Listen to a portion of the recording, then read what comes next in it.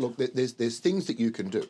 Then there are the things that are foisted upon you at very short notice that you simply have to do something. And a good example is the upcoming air show. Yes. So on the in late September, there's going to be a fantastic air show. It's the first big air show we've had in decades. Yep. I grew up. You're of a similar age. Yep. You know, remembering the air shows that were with the Richmond RAF base. Yep. You know, back in the late 80s and 90s, they were absolutely tremendous. And I have been, every time I cross paths with, you know, like a new air wing commander out at the RAF base, my first question to them is, when are we going to have another air show? And I've been badgering Susan Templeman, and now finally we've all collectively realised that it's the centenary of the base this year. Yes. The base is 100 years old this year. Yes. There will never be a better opportunity to commemorate that wonderful milestone, because the base has been such a huge part of our community. But then also, you know, to have an air show and have a great big party.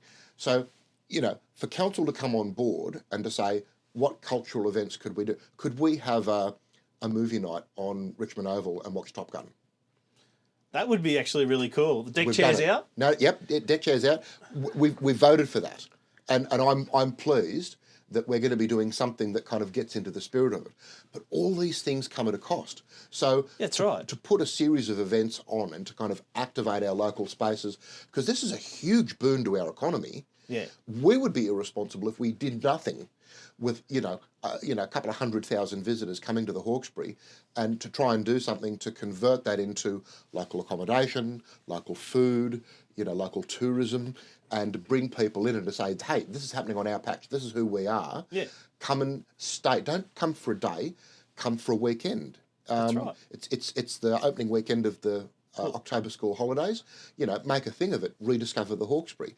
But these things come at a cost, and they're not in the budget, so therefore we've got to kind of find some way of, you know, moving other things around. It's not an enviable job, but it's the job that people expect. 15-year-old me is really excited about this. And the 15-year-old me is still in here.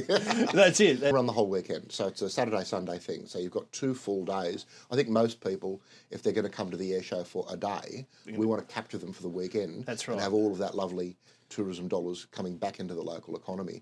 So if we spent, you know, between $40,000 and $80,000 on that, like I said, none of these things come cheap.